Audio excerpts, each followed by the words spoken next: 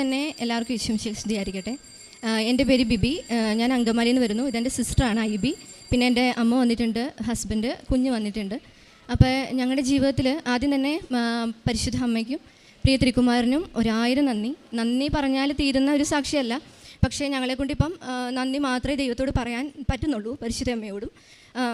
ആദ്യത്തെ സാക്ഷി എന്ന് പറയുന്നത് ഞങ്ങളുടെ ജീവിതത്തിൽ ഒരിക്കലും നടക്കില്ല എന്ന് ഞങ്ങൾ ഉറച്ച് വിശ്വസിച്ചെന്നല്ല, നടക്കില്ലാത്തൊരു സാക്ഷ്യമാണ്. കാരണം അതിൻ്റെ ഒരു തുടക്കം പറയുവാണെങ്കിൽ, ഒരു 18 വർഷം മുന്നേ ഞങ്ങൾക്ക് ഞങ്ങളുടെ ഭവനം നഷ്ടപ്പെട്ടു, സ്ഥലം നഷ്ടപ്പെട്ടു. ഇതൊന്നും ഇല്ലാത്ത ഒരാൾക്കാരല്ലായിരുന്നു. വളരെ ഫിനാൻഷ്യലി സ്റ്റേബിളായിട്ടുള്ള, എന്താ പറയുക, അത്രയും ബാക്കപ്പുള്ള അപ്പനൊക്കെ അവർ 4 സഹോദരങ്ങൾ 20 ഏക്കറിൽ 4 വീടൊക്കെ പണിത് അത്രയും ഫിനാൻഷ്യലി ഒരു രീതിയിലും തകർച്ച സംഭവിക്കില്ലെന്ന് ആരും വിശ്വസിക്കാൻ പറ്റത്തില്ലാത്ത രീതിയിൽ അങ്ങനെ ജീവിച്ചിരുന്ന ഒരു കുടുംബം.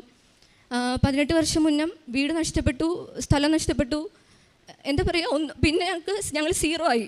അധപ്പതനം എന്നൊക്കെ പറഞ്ഞാൽ ഇതുപോലെ അധപ്പതനം ഞങ്ങൾ ആരെയും കണ്ടിട്ടില്ല. അങ്ങനത്തെ ഒരു സിറ്റുവേഷനിലേക്ക് പോയി. ഞങ്ങൾക്ക് ആ നാട്ടിൽ നിൽക്കാൻ പറ്റില്ലാത്തൊരവസ്ഥ വന്നപ്പം ഞങ്ങൾ ആ നാട്ടിൽ നിന്ന് വേറൊരു നാട്ടിലേക്ക് വന്നു. ഇപ്പോൾ ഞങ്ങൾ താമസിക്കുന്ന അങ്കമാലിയിലേക്ക് വന്നു. അപ്പം നമുക്ക് എന്താ പറയുക, വിഷമിക്കേണ്ട, ആർക്കും നമ്മളെ അറിയില്ലല്ലോ, ആരും നമ്മളെ കളിയാക്കില്ലല്ലോ എന്ന് ഓർത്തു. അപ്പച്ചനോട് ഒരു ചെറിയ ജോലി ഉണ്ടായിരുന്നു. അങ്ങനെ വന്നിട്ട് എന്താ പറയുക, ഞങ്ങൾ വാടക വീട്ടിൽ താമസിച്ചു. ഞങ്ങൾ താമസിച്ചിരുന്ന വീടിൻ്റെ ഒരു മുറിയുടെ അത്രയും പോലും വലിപ്പമില്ലാത്തൊരു വീട്ടിൽ ഞങ്ങൾ താമസിക്കാൻ തുടങ്ങി. എന്താ പറയുക, ഒന്നും എനിക്കത് പറയാനില്ല. അത്രയും നാണക്കേടാണ് ഞങ്ങളുടെ മനസ്സിൽ. അപമാനം, ബന്ധുക്കളെല്ലാം ഞങ്ങൾ മാറ്റി നിർത്തി നമുക്കൊരു ഫംഗ്ഷന് പോകാൻ പോലും പറ്റില്ല. നമ്മളിങ്ങനെ തരംതിരിച്ച് മാറ്റി നിർത്തുമായിരുന്നു. പിന്നെ അപ്പച്ചനുണ്ടായിരുന്ന ഒരു നിലയും വിലയും, അപ്പച്ചനെ കാണാൻ റെസ്പെക്റ്റ് ചെയ്യുന്നവർ നമ്മളെ പുച്ഛിച്ചു. ഒരുപാട് എന്താ പറയുക, പരിഹാസമേറ്റു. അത് നിങ്ങളോട് പറഞ്ഞാൽ എത്രത്തോളം നിങ്ങൾക്ക് മനസ്സിലാവുമെന്ന് അറിയത്തില്ല. അത്രത്തോളം തകർന്ന് ജീവിച്ചു. ഞങ്ങളാകെ അന്നേരം ചെയ്തത് ദൈവത്തോട് പ്രാർത്ഥിച്ചു. ഞങ്ങളുടെ ദൈവമായ കർത്താവിന് ഞങ്ങളുടെ മേൽ കരുണ തോന്നോളം ഞങ്ങളുടെ കണ്ണുകൾ അവിടുത്തെ നോക്കിയിരുന്നു. ഞങ്ങൾ ദൈവത്തിനും മാതാവിനും സമാധാനം കൊടുത്തിട്ടില്ല ഇത്രയും വർഷം. ഞങ്ങളെ പരീക്ഷിച്ചായിരിക്കും 18 വർഷം ഞങ്ങൾ വെയിറ്റ് ചെയ്തു. ഞങ്ങൾക്കത് സാധിക്കില്ല. പിന്നെ ഞങ്ങൾ പഠിച്ചു. ഞങ്ങളുടെ ജീവിതത്തിൽ മുന്നോട്ട് ഓരോ കാര്യങ്ങൾ നടന്നു. ഞാൻ പുറത്തു പോയപ്പോഴൊക്കെ നമുക്ക് കിട്ടുന്നത് നമുക്ക് കടം തീർക്കാനുള്ളതേ ഉള്ളൂ. ഒരു വീട് പണിയാനോ ഒരു സ്ഥലം മേടിക്കാനോ അതൊക്കെ ഇമ്പോസിബിളാണ്. അപ്പോൾ ഞങ്ങൾക്ക് ഈ കൊറോണയുടെ ഏറ്റവും ക്രൈസിസ് ഉണ്ടായിരുന്ന സമയത്ത് ഞങ്ങൾ ഇങ്ങനെ പ്രാർത്ഥിച്ചുകൊണ്ടിരുന്നു. ഇവിടെ വന്ന് ഉടമ്പടി എടുത്തു. ഫസ്റ്റ് ഞാനിവിടെ സാക്ഷ്യം പറഞ്ഞിട്ടുള്ളതാണ്. 2019 എടുത്തു. അതിൻ്റെ ഞങ്ങളുടെ കഴിഞ്ഞു. സോ അത് കഴിഞ്ഞ് ഞാൻ 22-ൽ ഞാനും ഹസ്ബൻഡ് ഒരുമിച്ച് വന്നെടുത്തു. ഞങ്ങളുടെ കുടുംബം എല്ലാം പരിശുദ്ധ അമ്മയോട് 2019 മുതൽ ചേർന്ന് നിന്നു. അമ്മയുടെ മാധ്യസ്ഥത്തിൽ മാത്രം മുന്നോട്ട് ജീവിച്ചു. കൊറോണയുടെ ഏറ്റവും പീക്ക് ലെവലിൽ നിന്ന സമയത്ത് ഞങ്ങളുടെ കയ്യിൽ ബാങ്ക് ബാലൻസ് ഒന്നുമില്ല. എൻ്റെ അനിയത്തി പുറത്താണ്, എനിക്ക് അന്നേരം ജോലിയില്ല. ഞാൻ കുഞ്ഞായിട്ട് വീട്ടിലുണ്ട്. അനിയനൊരു ചെറിയ ജോലിയാണ്, അപ്പച്ചന് ജോലിയില്ല. അങ്ങനത്തെ ഒരു സമയത്ത് ഞങ്ങൾ താമസിക്കുന്ന അങ്കമാലി നമ്മുടെ ഒരു NH ഹൈവേ ആ ഒരു സൈഡാണ്. അവിടെ സ്ഥലത്തിനെന്നൊക്കെ പറഞ്ഞാൽ അത്യാവശ്യം നല്ല വിലയാണ്. ഞങ്ങളുടെ കയ്യിൽ ഒന്നുമില്ല, ഞങ്ങളുടെ ബാങ്ക് അക്കൗണ്ടിൽ ഒന്നുമില്ല. ഞങ്ങൾക്ക് പരിശുദ്ധ 6 സെൻറ്റ് സ്ഥലം, നല്ല വിലയുടെ ഒരു സ്ഥലം മേടിച്ചു തന്നു എന്ന് പറഞ്ഞാൽ 1 രൂപ പോലും ബാധ്യതയില്ലാണ്ട് ഞങ്ങളത് മേടിച്ചു. അതെങ്ങനെയാണെന്ന് ഞങ്ങൾക്ക് പറയത്തില്ല. അത് കഴിഞ്ഞിട്ടും ഞങ്ങളുടെ ഭവനം എന്നൊരു സ്വപ്നം ഇങ്ങനെ നിന്നു. എന്ത് ചെയ്യും, ഭവനം പണിയാൻ പറ്റില്ല, നമുക്ക് അറ്റ്ലീസ്റ്റ് സ്ഥലം ഉണ്ടല്ലോ. ഒത്തിരി വർഷങ്ങൾക്ക് ശേഷം ഒരു സ്ഥലം, ഒരു തുള്ളി മണ്ണ് നമുക്കുണ്ടല്ലോ, അതിൻ്റെ ഒരു സന്തോഷത്തിൽ ഞങ്ങളുടെ ആൾക്കാരൊക്കെ ഇടയ്ക്ക് നാട്ടുകാരൊക്കെ കളിയാക്കും, വീടൊന്നും പണിയണില്ലേ, അല്ലെങ്കിൽ ഒരു സ്റ്റോപ്പിലായിരിക്കും ഒരു വർഷത്തെ വീട് ബസ് ഇറങ്ങണേ. പിന്നെ ഞങ്ങൾ ആ വീട് മാറിയിട്ട് അടുത്ത സ്ഥലം, അങ്ങനെ വാടക വീട്ടിൽ താമസിച്ചു. അപ്പോൾ ഭവനം പണിയാൻ പറ്റില്ലെന്ന് വിചാരിച്ച സമയത്ത് ഞങ്ങളുടെ മനസ്സിൽ തോന്നിക്കുവാണ്, നിങ്ങൾ ലോണിന് പോയി ഒന്ന് അപ്ലൈ ചെയ്യാൻ. ഞങ്ങൾ ബാങ്കിലേക്ക് പോവാണ്. ഞങ്ങൾ ബാങ്കിലേക്ക് പോയി ഞങ്ങൾ വിചാരിച്ചിരുന്ന എമൗണ്ട്, ഒരു ചെറിയ എമൗണ്ട്, ഒരു കുഞ്ഞു വീട് പണിയാമെന്നാണ്. ഞങ്ങൾ പോയി കഴിഞ്ഞിട്ട് ബാങ്കിൽ ചെന്നു. എന്താ പറയുക, അത്ഭുതം എന്ന് പറയട്ടെ, ആദ്യത്തെ തവണ ചെന്നപ്പോൾ തന്നെ ഞങ്ങൾക്ക് വളരെ പോസിറ്റീവായിട്ട് ഞങ്ങൾക്ക് ഒരു റിപ്ലൈ ലഭിക്കുവാണ്. ഞങ്ങൾ വിചാരിച്ചിരുന്ന എമൗണ്ടിൻ്റെ ഒരു ഇരട്ടി എമൗണ്ട് അവർ സാങ്ഷനാക്കി തരുവാണ്. അതും എങ്ങനെയാണെന്ന് ഞങ്ങൾക്ക് അറിയില്ല. പരിശുദ്ധ അമ്മയുടെ വെഞ്ചരിച്ച ഉപ്പ് കൊണ്ടുപോയായിരുന്നു. ഞങ്ങളെന്നും സ്ഥലത്തിട്ട് പ്രാർത്ഥിക്കുമായിരുന്നു. പെട്ടെന്ന് ലോണുകളെല്ലാം സാങ്ഷൻ ആവുന്നു. ഫസ്റ്റത്തെ ഗഡു സ്ഥലം കാണിക്കുന്നു. ഒരു നല്ലൊരു എമൗണ്ട് പിറ്റേ ദിവസം ഞങ്ങളുടെ അക്കൗണ്ടിലേക്ക് ക്രെഡിറ്റ് ആവുകയാണ്. ഞങ്ങൾക്ക് ഒരിക്കലും സ്വപ്നം കാണാത്ത ഒരു എമൗണ്ട്. അങ്ങനെ ഞങ്ങൾ വീട് പണി മാർച്ചിൽ സ്റ്റാർട്ട് ചെയ്തിട്ട് ഇത് ആർക്കും അറിയില്ല, ഞങ്ങളുടെ കുടുംബത്തിന് മാത്രമേ അറിയത്തുള്ളൂ. കാരണം എല്ലാവരും നമ്മളെ ഉപേക്ഷിച്ച് ആരും ഒരിക്കലും നടക്കില്ലെന്ന് വിചാരിച്ച കാര്യങ്ങളായതുകൊണ്ട് ആരും ഇതിനെപ്പറ്റി അന്വേഷിക്കാറില്ല. ഞങ്ങൾ പറയാനും പോകാറില്ല, കാരണം ആർക്കും വലിയ താല്പര്യമില്ലാത്ത കാര്യങ്ങളാണ് അതൊക്കെ. അങ്ങനെ ഞങ്ങൾ വീട് പണി സ്റ്റാർട്ട് ചെയ്യുന്നു. 8 മാസമായതേ ഉള്ളൂ. അടുത്ത ആഴ്ച ഞങ്ങളുടെ വീടിൻ്റെ പെരകറി താമസമാണ്. 18 വർഷങ്ങൾക്ക് ശേഷം ഞങ്ങളൊരു വീട്ടിൽ താമസിക്കാൻ പോവാണ്. അതും ഞങ്ങളൊരു ഫസ്റ്റ് ഫ്ലോർ ഒരു നില മാത്രം ആഗ്രഹിച്ചു. പരിശുദ്ധ അമ്മ അതിൻ്റെ പ്ലാൻ മാറ്റി 2 നിലയാക്കി തന്നു. എന്നിട്ടും ഞങ്ങൾക്കത് വിശ്വസിക്കാൻ പറ്റുന്നില്ല. അതിലും വലിയ അത്ഭുതം എന്ന് പറഞ്ഞാൽ, സത്യം പറഞ്ഞാൽ ഇപ്പോൾ ഒരു 3rd ഫ്ലോറിൽ ഒരു റൂമും കൂടി ഉണ്ട്. ഞങ്ങളെ എങ്ങനെ ഞങ്ങൾ ജീവിച്ചോ, ഞങ്ങളെ അവിടുന്ന് ദൈവം തകർത്ത് കളഞ്ഞെങ്കിലും അതിനേക്കാൾ ഇരട്ടിയായിട്ട് ഞങ്ങളെ പണിതുയർത്തി പരിശുദ്ധ അമ്മ. 8 മാസം കൊണ്ട് ഇങ്ങനെ ഒരു വീട് പണിത് തീരുക എന്ന് പറഞ്ഞാൽ പൈസ ഉള്ളവർക്കത് സാധിക്കുമോ എന്ന് പോലും എനിക്കറിയില്ല. ഇപ്പോഴും ഞങ്ങൾക്കത് വിശ്വസിക്കാൻ പറ്റുന്നില്ല. ഞങ്ങൾ ആ വീടിൻ്റെ ഫ്രണ്ടിൽ പോയി നിന്ന്, ഞങ്ങൾ താമസിക്കുന്നതിൻ്റെ തൊട്ട് ഓപ്പോസിറ്റാണ് ഈ സ്ഥലം.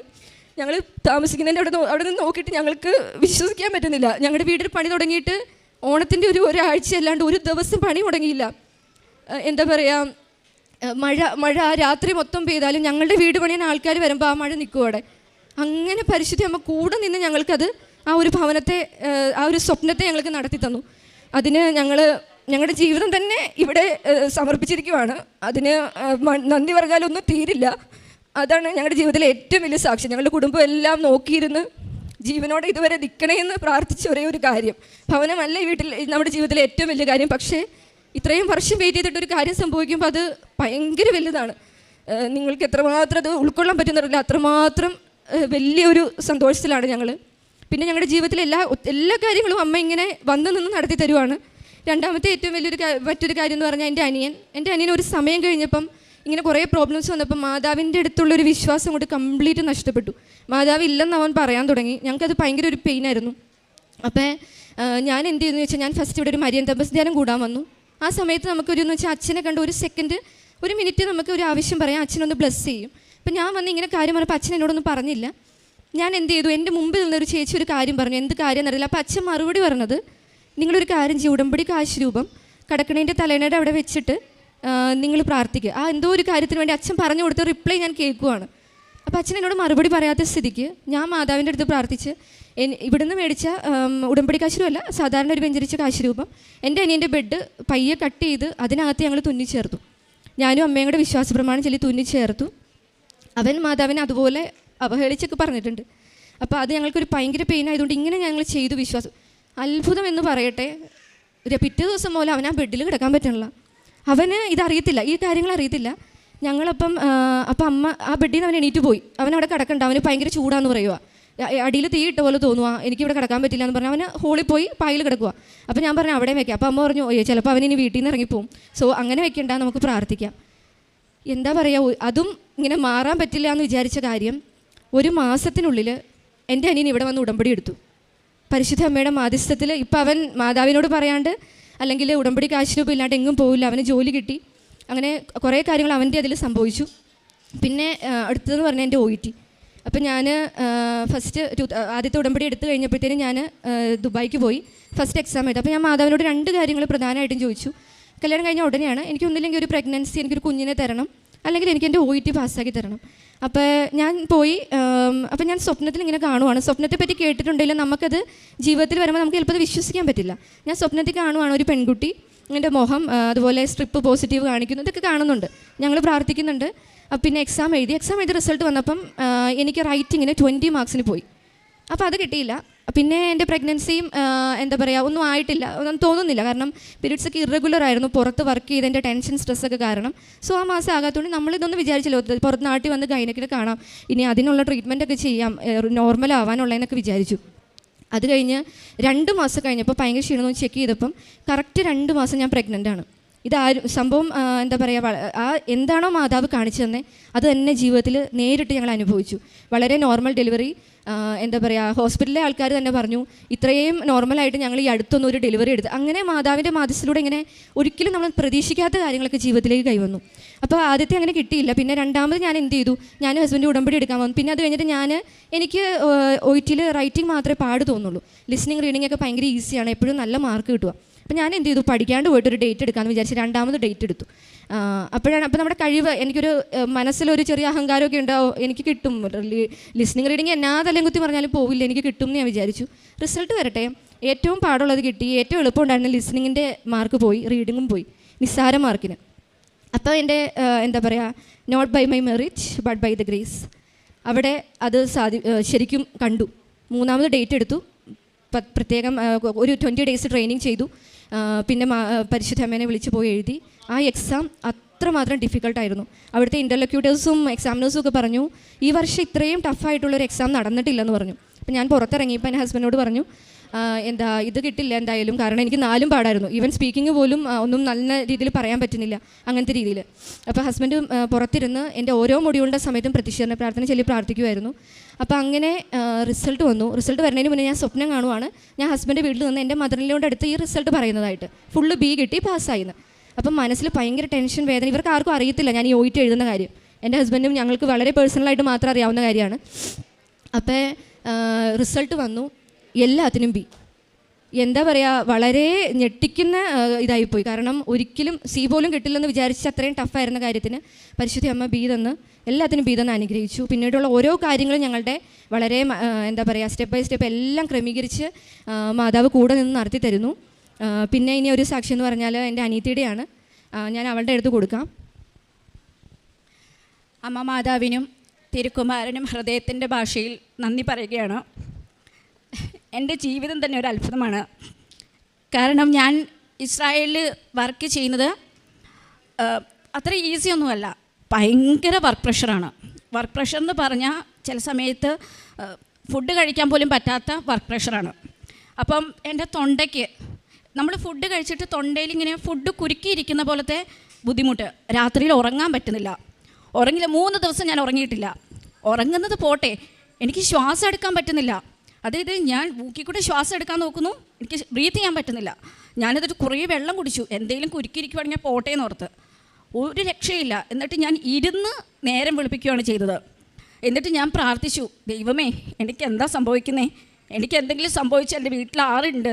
ആ സമയത്ത് എനിക്കാണ് ജോലിയുള്ളത്, ചേച്ചിക്ക് ജോലിയില്ല. കാരണം എക്സാം കാര്യങ്ങൾ പ്രിപ്പറേഷൻസൊക്കെയാണ്. അനിയനൊരു ചെറിയ ജോലിയുള്ളൂ, വാടക കൊടുക്കാൻ മാത്രമേ ഞങ്ങൾക്ക് തികയത്തുള്ളൂ. അപ്പം ഞാൻ പ്രാർത്ഥിച്ചു, എനിക്ക് എന്ത് വന്നാലും സാരമില്ല, പക്ഷേ ഇവരൊക്കെ ഒരു നിലയിലാകുന്നത് വരെ എന്നെ ഒന്ന് പിടിച്ചു നിർത്തണേന്ന്.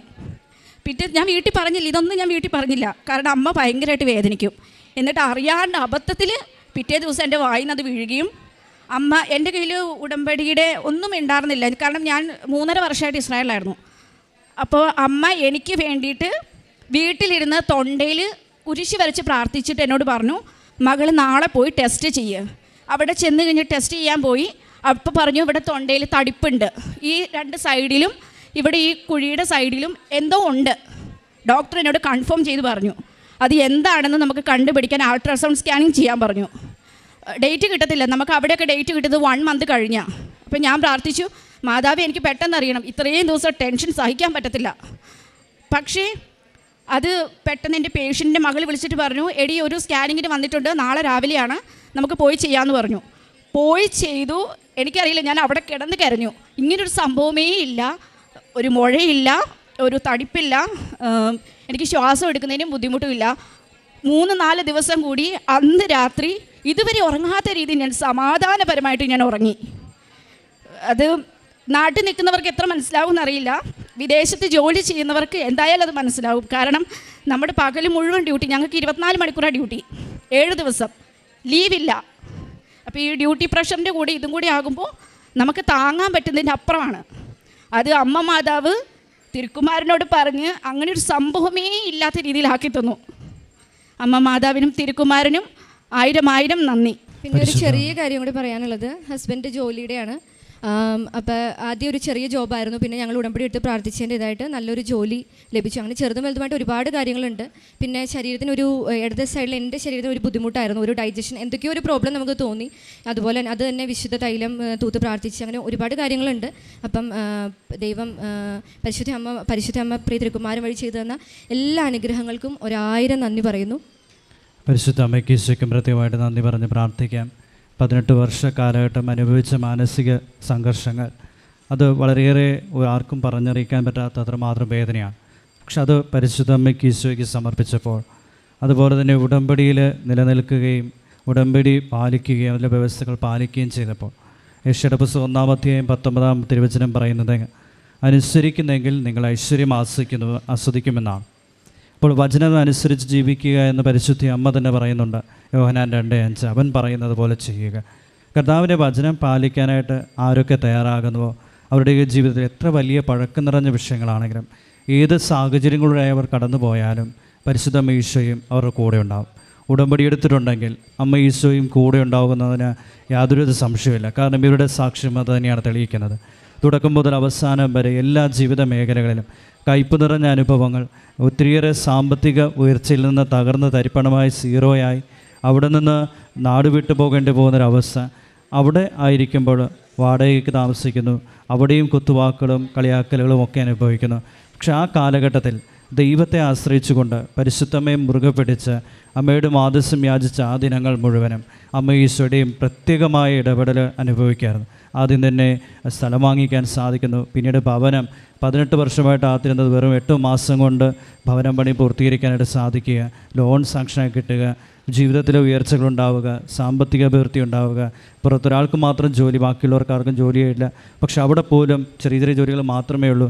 ഇതെല്ലാം പരിശുദ്ധ അമ്മ ഏറ്റെടുത്തു ഈശോയ്ക്ക് സമർപ്പിച്ചു.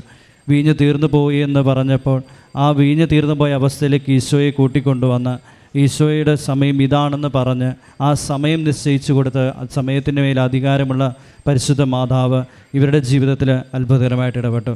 അതോടൊപ്പം തന്നെ കൃപയുടെ നിറവുകൾ നിറച്ച് OET എക്സാം പാസ്സാകാനും, അതുപോലെ ഓരോ പ്രത്യേകിച്ച് തൊണ്ട വേദന മാറാൻ ഉടമ്പടി നേർച്ച വസ്തുക്കൾ ഉപയോഗിച്ച് വിശ്വാസ പ്രമാണം ചൊല്ലി യേശുവിനെ കർത്താവായിട്ട് ഏറ്റുപറഞ്ഞ്, അതുപോലെ തന്നെ സ്വർഗീയ പിതാവ് തൻ്റെ പുത്രനായ യേശു ക്രിസ്തുവിനെ മരിച്ചുവിൽ നിന്ന് ഉയർപ്പിച്ചുവെന്ന് ഹൃദയം കൊണ്ട് വിശ്വസിച്ച് അതിലൂടെ പൂർണ്ണമായിട്ടും ഉടമ്പടിയിലൂടെ കടന്നു പോയപ്പോൾ തള്ളക്കോഴി തൻ്റെ കുഞ്ഞുങ്ങളെ ചിറകിൽ ചേർത്ത് നിർത്തുന്നത് പോലെ ദൈവം ഇവരെ പരിപാലിക്കുകയായിരുന്നു.